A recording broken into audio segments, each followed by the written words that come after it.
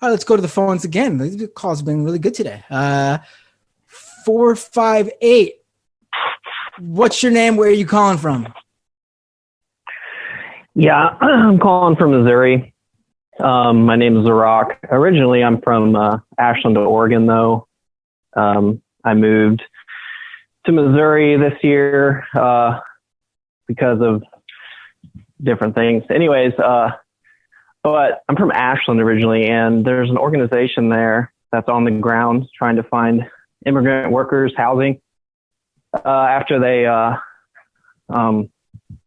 lost their homes in the wildfires and stuff, called Unity Oregon, but it's UNETE Oregon.org.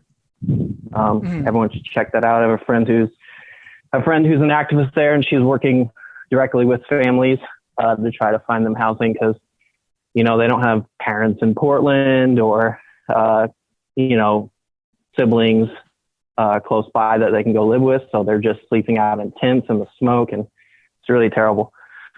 And so I'm sure people are pretty aware of that already, but that's a good organization to contribute to.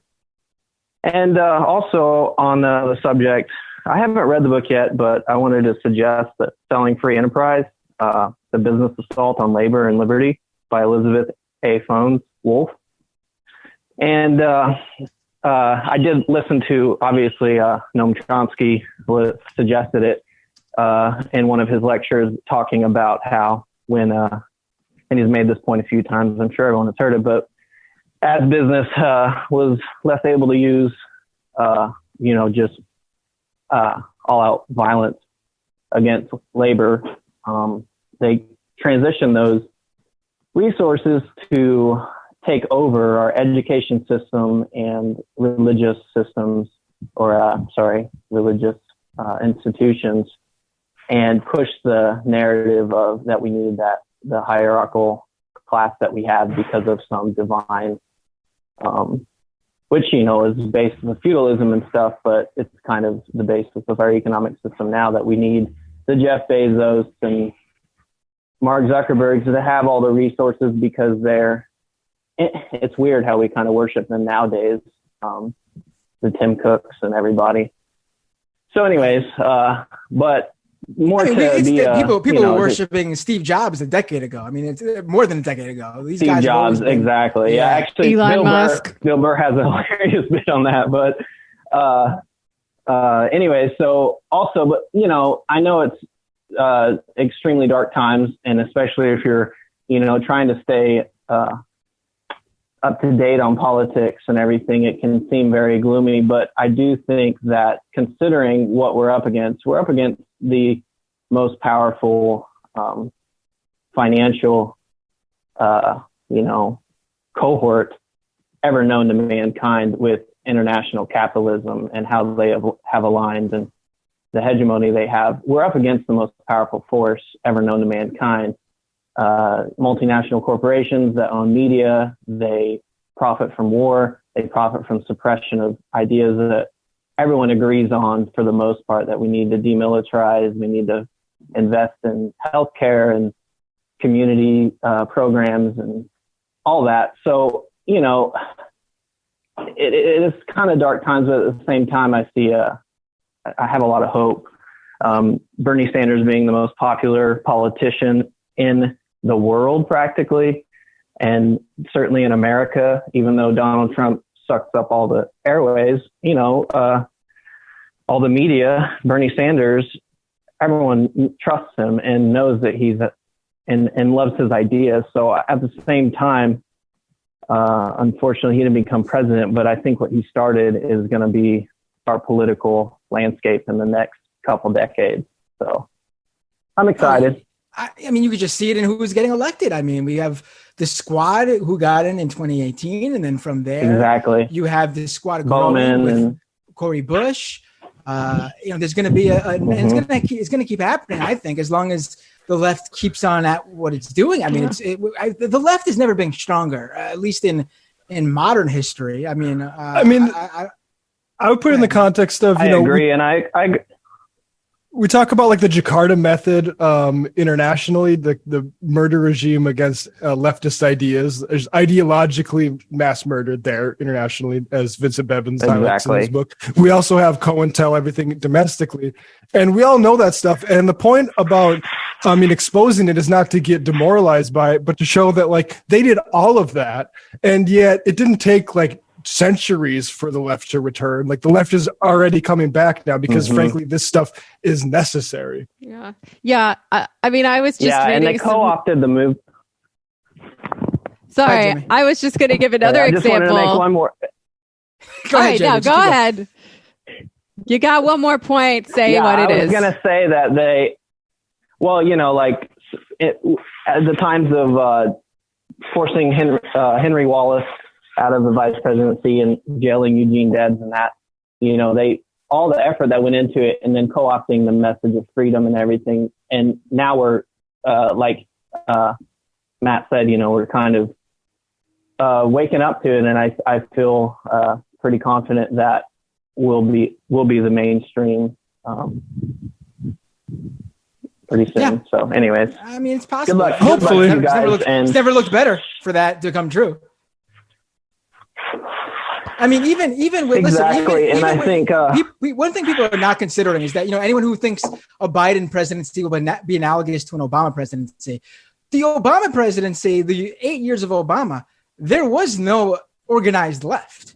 Occupy didn't come in until almost the end of Obama's first term, and really didn't. I think it's a very important moment on the left. But it really didn't take off in the same way the Bernie Sanders campaign did in terms of getting an electoral change in the system, in terms of getting leftists in office. So, we are already at a different standpoint. Joe Biden, if he becomes president, will be looking at a very different Congress than what Obama was looking at, in my opinion.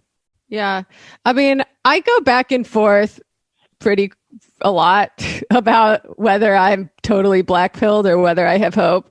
Because on the one hand, these ideas are becoming mainstream. So many people understand the need for socialized medicine, even people who don't identify as Democrats. On the other hand, we still don't have the power to actually enact these things, right?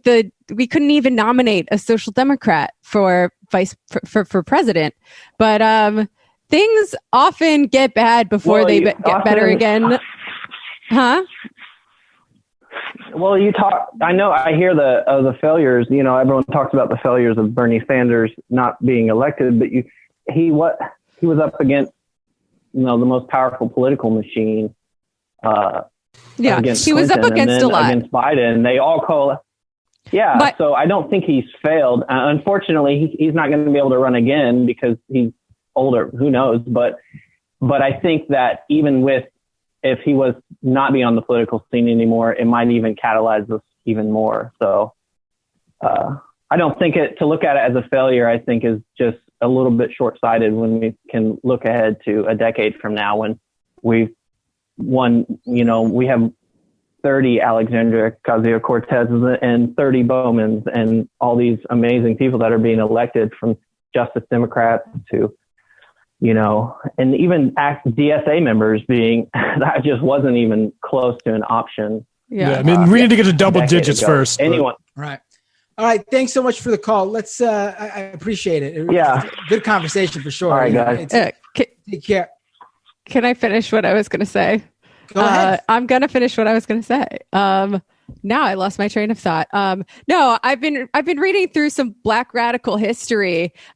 Specifically last week, I read about the kind of sundering that occurred between the civil rights movement, the Communist Party USA, and organized labor in the 1940s and 50s, partly as a result of McCarthyism, but partly as a result of racism and people who were, even who identified as leftists, but who were too invested in white supremacy, and it made it really hard for Black radicals to bridge those divides. And the left got killed.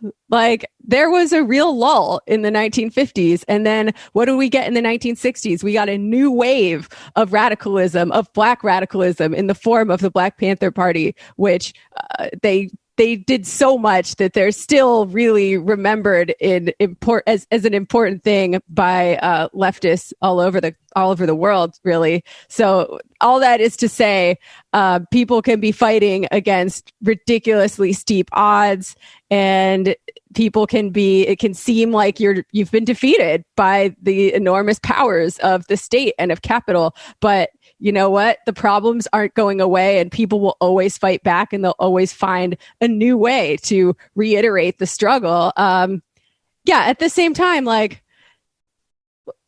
is what I was saying before. Just changing people's opinions doesn't do that much to build power, right? We can see everybody in the country is for Medicare for all, but we still won't necessarily get it unless we build the power that we need to get it independently of the Democratic Party. So in the years to come, I really hope people on the left take it seriously that we need to be building institutional power outside of the Democratic Party, outside of organized labor. We need an explicitly political organization that engages with all of those things and stitches the struggles together, but still has an independent existence so that it is better able to hold our electeds accountable or back them up when they come under attack by the powers that be.